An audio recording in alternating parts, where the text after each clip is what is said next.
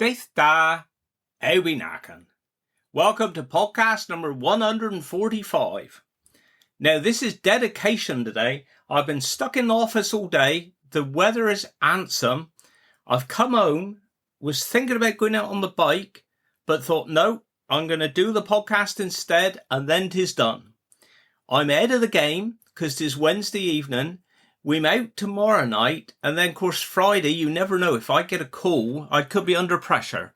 So how about that? Dedication, that is. But weather's handsome. So looking back, I think last week I must have recorded it on Thursday because I don't think I mentioned Roz's funeral on Friday. Now, Roz, lovely, a real old Bodman family. We've known them forever. And we had our service in that Glyn Valley Friday afternoon. And it was lovely to see a fantastic crowd there. Where we was under a bit of pressure, and from now on, it's going to be like this till end of September. The worst time to have a funeral at Glyn Valley is Friday afternoon, 4:30, because the traffic is heaving, absolutely heaving. So you've got to allow extra time to get there, because you will be queued up. I mean, Bodman's got a bypass, but you wouldn't think it. He was queued up, but it was a lovely service. It really was. And then Saturday, paperwork in the morning and Jill's funeral in the afternoon. And again, lovely crowd. I had to put chairs out at the back. There was a coracle there in church. I will remember to talk about that next week because I will put a photo on our Facebook page, actually. But it was lovely. Jill and Gerald, known them forever. And the lovely bit was that when they met, when they were teenagers, Jill was actually sat on the steps outside our chapel where we are now. And Gerald came out of the building, other side of the road, walked across the road, and that's where they had their first conversation. So it seemed right, really, in a way, that for the last week or two, she has been resting back with us in our chapel. Sunday, I did manage to have most of the day off, I think. It was Father's Day, so we've seen 4 of the kids, James, Dace, Lils and Mabon. Didn't see Elliot and Molly because obviously they've moved away. Elliot's at Foxhole and Mo is up in Bristol now. But me and Beth, we did go out on a push bike ride. And we went up through Treadwell, I'm trying to think now, Treadwell, Delabole, and then turned left to go Tintagel. But of course I took a wrong turning. It was my fault. And we ended up in Trebarwith Strand. And it is a fantastic place. I don't know if you've ever been there. It is a dead end. But I tell you what, the hill we went down to was hangish steep. It really was. And whenever you're in Cornwall and you're going down lovely hills or steep hills, you've always got a bad feeling. Because you know if you're going downhill, the other side, you're going to have to go up. And that was the case. We went down Trebarwith Strand. We had a look around. I took a few photos. And then it was the cycle out of Trebarwith up towards Tintagel again. But to be honest, it wasn't too bad hill. He was a long hill, but I thought he was a gradual hill. So I was quite pleased with that. But we went in Tintagel and had a bit of dinner there, nothing too much. And then we cycled back. And I did say, actually, I did put on my photos, like before we got into cycling, you'd walk into town to get a cup of coffee. Now you cycle all the blimmin' way to Tintagel to get one. But 'twas handsome. So at the moment, for funerals, we are fairly quiet. In fact, it's the quietest month we've had, well, I'd almost say for years. Which is lovely, really. It gives you a chance to recharge the batteries because we have been going flat out. But then I've been trying, like today, I've been in the office all day today. I mean, I could have thought, well, I must well have the day off, go out in the sunshine. But you're just trying to catch up with all the paperwork, all the admin bits kind of thing. So, there goes my phone. Sorry about that. But anyway, say we're really quiet. Monday we was up St. Tudy and that was for John's funeral. And it was a lovely gang. The chapel was full. They was in the Sunday school at the back. And St. Tudy is quite a quaint little chapel, really, Methodist church. you haven't got a lot of room. In fact, it's that tight that they have to open the front doors, and then before you push the door back against the wall, you've got to take the door handle off. Because if you don't take the door handle off, whether you'll get the coffin in or no, I don't know. So that does give you that extra few inches. But 'tis brave and clip, really. It really is. But I say we had a lovely, lovely service for John. Chapel was full. 'Twas proper. Lovely man. Actually, one thing before I go on, I do remember that they did say in the eulogy that John, he was living in St. Tudy, and for his schooling, he went to a private school there, and there was only 3 pupils. God, well, he wouldn't do that these days, would he? I thought that was quite interesting. So Tuesday, we was up St. Genny's. And if you look on our RJ Bray and Son Facebook page, I did put 3 videos on there just as you approach the church, going round the side and going into the churchyard, because it is one of the most beautiful spots to be buried in. I tell you what, the churchyard is fantastic. You go round the corner and you look ahead and you see the sea, the ocean in front of you. Absolutely fantastic. And this was for Audrey's funeral, well into her 90s. I think she was 96. So well known and well liked in the area. She lived there at Crackington Avon, just down the road a few miles. And there was a lovely gang there. Really was a lovely crowd. And afterwards, we go out into the churchyard. And I have to admit, it is one of the most difficult churchyards that we work in. I tell you what, you need to do a risk assessment before you go there, because it is so steep, so steep. And of course, you cut the grass is so slippery.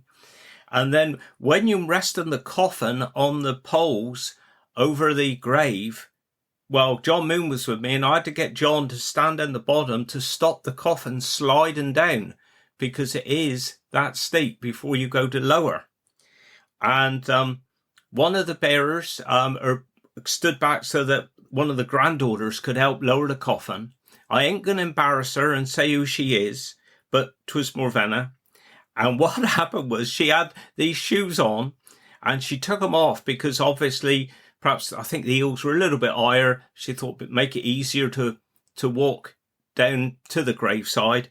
And Deirdre at the end, she's dropping the flower in and she dropped one of the shoes in the grave. And we laughed. Oh, and honestly, Audrey would have loved it. She really would. But anyway, the gravediggers there, I know we've been talking to Al today. Al, I've been to unfaithful to him now, mate. Been unfaithful to him. But at St. Genny's, it's one of the very few churchyards we go to where Al don't actually dig. And Raymond and Ingrid, they dig there. And I was talking to Raymond afterwards, about Morvenna walking around barefoot kind of thing. And crikey, he gave me a funny look. And he said, crikey, I don't think I would like to do that. He said, that churchyard is full of snakes. And he said, not just snakes. He said, I've seen lizards about this big, which I'm doing my hand now. I'd say that must be about 3 inches, I think he said. But he told me an interesting story. I think he said it was one January. I don't know if it's this year or the year before. And he had to go and reopen a grave there in the churchyard.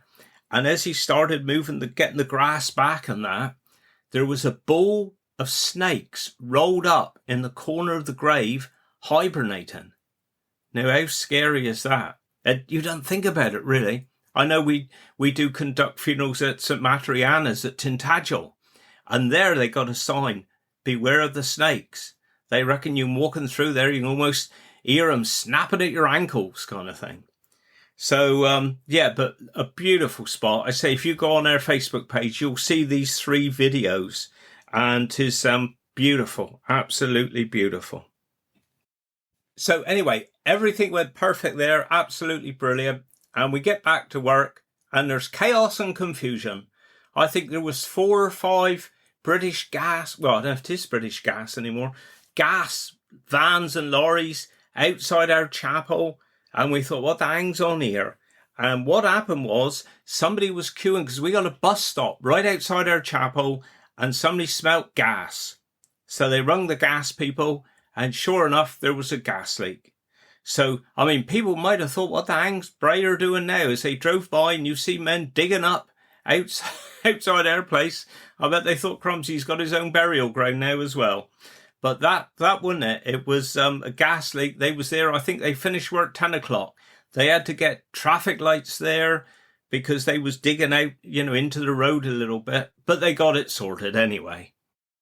One thing I was going to talk about last week, but I did run out of time, and of course I did record over an hour initially, was something that we've been doing quite a lot of lately, and that's dogs coming into the chapel of rest to be with their loved one who's passed away. And there's been a bit of research into this actually, because if the dog doesn't realise the person's passed away, so if they pass away in hospital or in the hospice and the dog in there, they reckon the dog feels like he's been abandoned and their owner has just gone and left them. So this is something we've done a few lately. I'll tell you what, 'tis quite touching really. So the family will bring the dog in. They will either take the dog into the chapel of rest themselves, or on occasions we will take the dog in. And they reckon that it's quite a good thing for the dog to actually do this, and then they don't feel this abandonment. So this is something else that has changed over the years, really. Talking about animals and birds and everything I'm going on to now, bit of a tenuous link, I know. But as you know, I don't sleep very well, and I'm getting no help at all at the minute from this blooming blackbird. And if I just give you the background, we did do a little bit of an extension, upstairs extension at our place here at Goosey a few years ago. And in our bedroom, looking back now, this is a bit of a design fault, I reckon, because there's no windows. I mean, we got a fantastic double sliding doors with a balcony looking out over the lake, which is handsome, 'tis proper. But there are no windows, so if 'tis hot in the summertime, you've got to slide the door back a bit, which is fine. No hardship whatsoever. But the trouble is, this blimmin' blackbird, I reckon he's coming and he's sitting there on the balcony right outside our door. And at the minute, at the minute, 4:15 on the dot, every morning, he starts singing. And he's blimmin' loud, and he's there for about 15 minutes, then he's gone. But the trouble is, once he wakes me up, that's it. I can't get back to sleep again. So at the minute, I'm sleeping till 4:15, and then I'm awake. And it reminded me of the song The Blackbird. Now, we mustn't get confused here, because there is the song Blackbird, which was written by the Beatles. Paul McCartney wrote it, and it was back in the 1960s. And that is kind of, they thought that Blackbird was based on him comparing it to like a black woman with the civil rights problems that all the black people had back then, sort of thing. In that song, 'tis the song The Blackbird by the Wurzels. Now, a lot of you will know it. It's a fantastic song. I think 'tis actually an old tune, and they reckon the Wurzels couldn't find the words, so they wrote new words for it. And this is back mid-70s, I reckon 1976, something like that. And of course, a lot of you would have seen the videos on YouTube of me daughter Daisy and father driving in the car. And what she'd do, she'd start singing a song, and father, even though he had his Alzheimer's, he would often remember the lyrics. So if they put that little video on, he didn't have a clue he was being filmed. And I think it was maybe 4 to 5 million views they had for that. Father singing The Blackbird. But 'tis a booty song, it really is. And I'll just read you some of the lyrics in case you don't know. I think I spoke a bit about the Wurzels actually in the past. I mean, they're from Somerset, but they do talk like we, I must admit. So it starts off, "Where be the blackbird too? I know where he be. He be up your Wurzel tree and I be after he. Now I sees he and he sees I, buggered if I don't get him. With a girt big stick I'll knock him down. Blackbird I'll have he." So there we are. And that song is basically singing about this blackbird that's mocking him, and he can't sleep at night. And if he's like out shooting, he's just about to shoot, and then the bird will make a noise and the whatever he's aiming at will fly off, sort of thing. So I can see what he was going through at the minute, because that bloody blackbird, 4:15 every morning, off he goes. But there we are. Right, well, that's enough of my problems, which, to be honest, isn't a big problem. But I'm now going over to the second part of my interview with me dear old mate, Allan Roberts. We had fantastic feedback, as we always do with our interviews, but we really did have brilliant feedback with Al from last week, and this week is part 2, and I'm sure you'll find it just as interesting as part 1. So I'll hand over to Al now, and then I'll speak to you directly. So here it is. Yeah. So after Eric then, where did you go then to work? ECLP Western X. Right. 1979. Ah, right. Barney Simmons, that he was met for years. Yeah. He went there and he said, look, they're asking drivers, he said, why didn't he come up with me? Because work was getting a bit slack now with Eric. Yeah. So I went there, and when I had the interview, I knew them all in there anyway. So they said, I'll start Monday. Oh, pooty. So that was that. So I was here, there, everywhere, driving all big plant until Barney was on the fuel tanker. And then that was 1988. And Barney said, how did he come on with a fuel tanker? He said, nice little job. Right. Oh, all right then. So I did, and I was there 18 years with Barney and his brother, which is no longer with us, unfortunately, for 18 years on the fuel. Get away. Because all the big plant had to be refueled. Yeah, exactly. Yeah, and we was on 24 hours a day, 2 shifts, 2 12-hour shifts.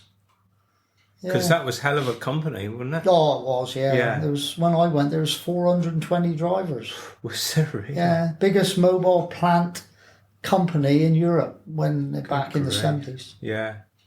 So where did he do work? Any memorable jobs then? Well, 1992, Morley Raisin said to me, what are you doing tonight? I said, oh, nothing much. Can you give us a hand to dig a grave? Yeah. So I said, oh, yeah, all right then. St. Izzy. And I knew the person, the deceased, that actually your father buried was Sid Orr. Oh, yeah. And I knew him very well. So it was a bit of a privilege to dig his grave. Yeah. But it was in St. Izzy, it was rock. We had an hammerjack and compressor. And anyway, we done it. We was there until dark. So that was all right. So then he saw another one Saturday to do. Oh, all right then. And as they came in, I was digging them. Yeah. But I always remember your father. I had to meet your father for the first time in St. Irvin churchyard. Right. And shook hands and, right, where are we going to dig this grave? Because I was there by myself. And he took me down. He said, want the grave there? Now, sonny, he said, do you know what you're doing? Do you know how to dig a grave? I said, yeah, I've done several. Where to? So I said, well, for Morley. No. Morley digs them. I said, well, Morley to tell a bit of a white lie. I said, I dig them and he backfills them. So that was the first time I met your father. Yeah. Yeah. Oh, brilliant. Brilliant. So you were digging graves while still working for Western X, as I was in shifts. Yeah. I could do that. See? Yeah, exactly. We worked around the shifts to dig graves. Yeah. It wasn't so busy back then. I may be doing about maybe 10 a month. Mm-hmm. Yeah. But as time went on, we was covering a bigger area. Yeah. Then things changed. 2006. The health and safety executives, whatever you want to call them, started to look at grave digging because it's in a public place and you don't put fencing around. No. You know, if you see a hole in the street, you wouldn't get in there if you could. No. But in a cemetery is a bit different. Yeah. So you had to get certificates. The parish councils that we was doing for wanted certificates. So I went away then to London, Berkeley College, and done me City and Guilds in grave digging. Okay. People laugh, you've got a ticket to dig a grave.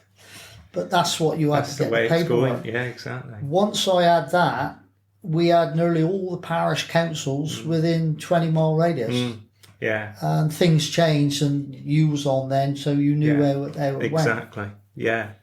Oh, so much red tape. And it's like even now, like surplus soil. Yeah. You've got to take that somewhere special now. I mean, Back when I was on with Morley, we would just have it on top of the edge or found an old ditch and filled in, and you got away with it. Yeah. But it cost the parish councils hundreds of pounds to get it out of the cemetery because you was using up grave space. Yeah. Where you tip the earth. And a lot of the cemeteries inaccessible to get a digger or a lorry in there. So you had to wheel it out with a wheelbarrow. So this is how they came up. Tis your problem, the grave digger's problem. Yeah. So obviously you've got to do things with that and the cost. Yeah. Then the environmental health in the last 3 years now said, right, this is soil from a cemetery. It's got to be disposed of properly. Yeah. You can't just give it to a farmer and thing. So, and then obviously the paperwork then that you have to make sure it's done right. Done video, yeah, exactly. Yeah. Yeah, because you cover a hang of area now, don't you? I do from Falmouth to Plymouth. Yeah. Yeah. Do 10 a week. Yeah. Crazy, isn't it? How it changed. So then when did you go full time with that then? Can you remember? He said, or it was Imries then. Yeah. Imries was looking for, they was going to make 650 redundant. Right. But each section, 5 could go voluntary. I see. So when I heard they wanted 5 volunteers, I was on the tanker at the time. I turned around, went in, seen the director, the man in charge, and I said, I want to go. Yeah. And they were a bit reluctant to let me go because I'd been there like 27 years, and when they told me I've only ever had 7 days sick. Anyway, they left me go. Yeah. And Barney then, he had to work for another 9 months, and then he was going to go. Right. And then I took him on as a grave digger. Yeah. So he was on with me for like 10, 12 years. What's this with working on the set of James Bond then? What was all that about? Die Another Day, they was filming in Holywell. Oh, yeah. And I was only there one day with a digger, and I had to plant a few trees. Oh, that was I see. it. That was never it. had. Yeah, I never. Going back now, 1973, I was asked to go down to the Lizard and dig 2 trenches over a cliff. Right. And a big hole. Well, what it was, the film production people went in Chora garages and bought a brand new Mark III Cortina. And I said, what are you going to do with this? He said, I'm going to fire it off a cliff. Now, I give £50 for an Alston Cambridge Alston car, thinking, there's a brand new Cortina. Anyway, they put sandbags in the boot. Right. Because when it gets fired off, the weight of the engine would dive. So they put bags in the back, and they had this compressor, big air tank, to fire the back axle under the car. You can't see it in the film, but actually the film did not get made. Oh, no. No, they spent all that money and lost the car and it didn't get made. Oh, no. Michael Caine was supposed to have been in the car. Yeah. Yeah. And it never got made. No. And another one, which you probably remember, Reverend Dempsey, wasn't it, in Warlegan? Yeah, yes. Edward Woodward was the vicar. Yeah. And I was there digging a grave for you, I think, when the film production was filming it. But that's never been released. Oh, hell. Yeah. Okay, how much money spent and it's just gone, isn't it? When I was there at Holywell, I said to the director, or not production director or something, I said, how long is this going to be in the film? Because he was there 8 weeks. Right. Well, he said, less than a minute. Good grief. I said, see the cost. He says, only money. Yeah, different world. And on the film, it was about 40 seconds. Was that? Yeah, 8 weeks work. Yeah. Everybody down there carpenters and all. 40 minutes, 40 seconds. And also, because Phil said something about resurfacing St Morgan runway or something, or what was Yeah, that? American Jet come there one night and don't know what happened, but he opened his throttles up as he got under the runway and blew a hole in the runway. Oh no. And Eric's lot, we went out there and repaired it. And Eric's company's still going? Yeah, still going. He's 93 this year. Oh, it's still going now. Yeah. So, like, with the funerals and that, obviously we get funny things happen and that. Any kind of memorable things happen to you with grave digging or no? Several, but there's one in my mind, which I won't mention the funeral director. But to us. No, wouldn't you? No. He rang up and he said, can you dig a grave in a churchyard? So I said, yeah, no problem. When's the funeral? He said, well, we're now going in church. I said, cool, that's cutting a bit fine. So he said, don't worry, we're going to the pub and then going to have a cup of tea and a bun to eat while you dig it. So got hold of Barney and we went out there, raced around and done it. They came back and everything was okay. A few weeks after, I was having a roast dinner in a pub somewhere and this funeral director was there. And actually he paid for me meal for it. So I said to him, cool, you was a bit embarrassed, to tell the family. What did you tell him? He said, easy. I just told him the gravedigger forgot to dig a grave. Oh, no. Oh, brilliant. And then one I remember, because like sometimes you're a bearer for us as well, isn't it? Yeah. And then you got to go get changed out of your suit. And was it you and Barney, was it? Yeah, we was Callistic Cemetery. Right. And the funeral was 11 o'clock. And we used to stand up by the tree in the cemetery and strip off down to our boxers. Yeah. And hang the suit in the tree branch. And we were there, just dressing up in our bearing suits. Yeah. Well, as we was half naked, a couple walked down the cemetery and stopped and stared at us and turned around and they run out. And Barney said to me, what's the matter today? I said, don't look very good, Barney. Two males naked in a cemetery. No, I think we ought to separate, he said, next time. And, oh, I love it. Bro, I'd love to have seen that. Brilliant. So, going back, I've been jumping around a bit, but going back to Western X then, any memories there of things? when I was on the fuel tanker one day, obviously we worked through the night, I had to go into Little John's pit and fill up a lighting set. It was dark, and the lighting set was a new one, and it was unfamiliar of where the diesel tank was. And there was like a filler cap on the bonnet on the top. So I just took it that was the diesel tank. Right. So I put the nozzle in, and the tanker is like an 1.5-inch nozzle that pump thousands of gallons a minute. So I stuck it in there, and away I went. And after about 2 or 3 minutes, I thought, well, this isn't right. It should be full. Anyway, all the clay stream was red and diesel. Oh, no. I thought, oh, God. So I stopped and radioed up. They came. I said, look, whatever you do, don't fire this lighting set up because it's full of diesel everywhere. It's got to be sorted in the day. Okay. Went out of the pit, started, I was about 2 miles away. Next thing you know, St Dennis Fire Brigade has been called, see? Somebody fired up the lighting set. Oh, no. And of course it catch fire, and all the diesel caught fire, and all they had one massive fire. Oh, no. Yeah. I had some explaining to do the next day. Mine shafts ever come across many? Yeah, well, when they was doing St Austell bypass, all we digger drivers used to get asked to drive diggers to somebody else.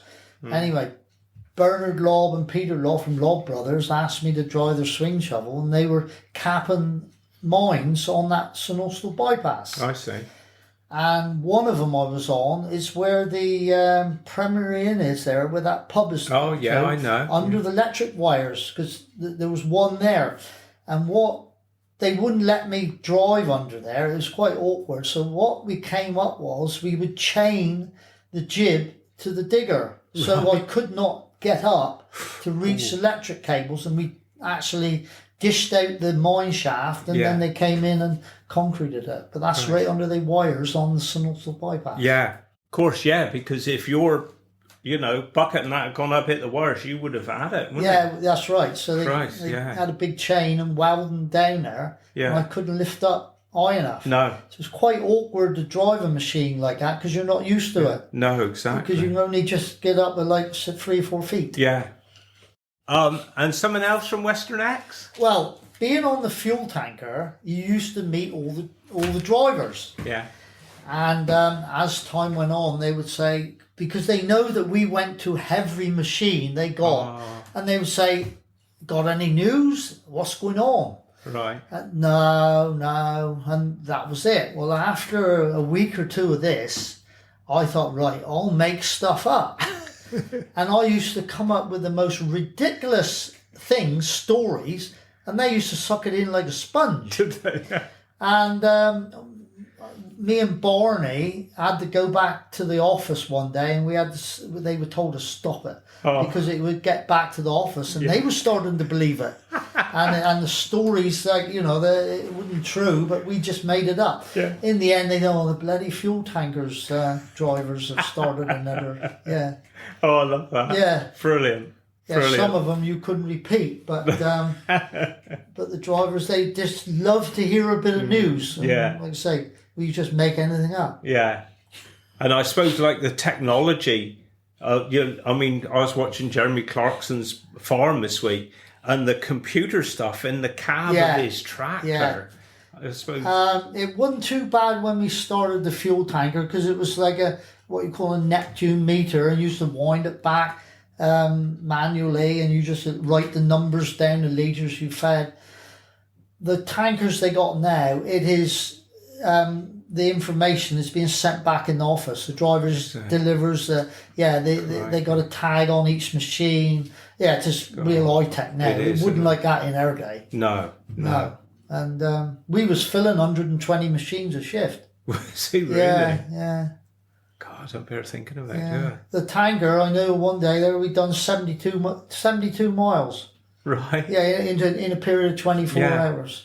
Enjoyed every minute of it, really. Yeah, I bet you had some good laughs, really, and good gang of men and that. You have definitely.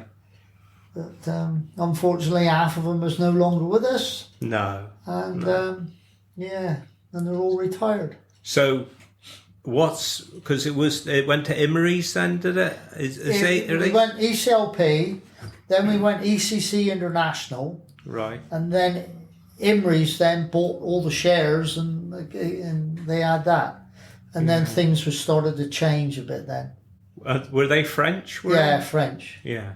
Yeah. Because my uncle, Sam Truscott, he used to work in a pit, was it Blackpool? Blackpool pit. That's where he used to work, that area a lot, so. That's all flooded now. Oh, is it? Yeah. There was 4 pits in there, all flooded. Because I always remember, like, if you went out St Austell way at a weekend, the amount of men you'd see walking around the town and that with their ECLP, like, donkey jackets or something. With a pit and burr on the back. Yeah, that's right, yeah. And then when Par Market started, you could buy them down there. Oh, could he really? Oh, I love it.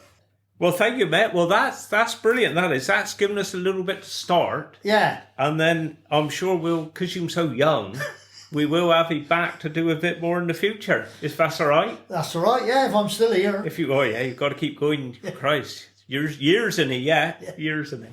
So if you want to say goodbye to everybody, Al. Goodbye, everybody that knows me. And, I hope you enjoyed my little talk. Proper job. Thank you, mate. That's booty. Well, wasn't that brilliant? Thank you, mate. That was proper. And I saw Al on Saturday, and he said afterwards, God, there's loads of other things I could have said. And this always happens. So I said, we'll have you on again.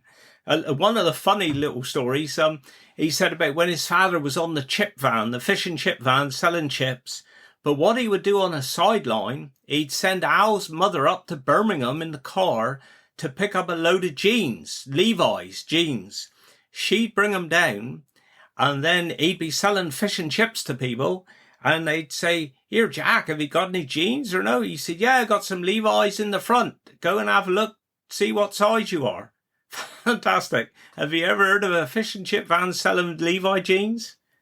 I don't know if the tax man knew about that, mind, but that's a different story. That's years ago now.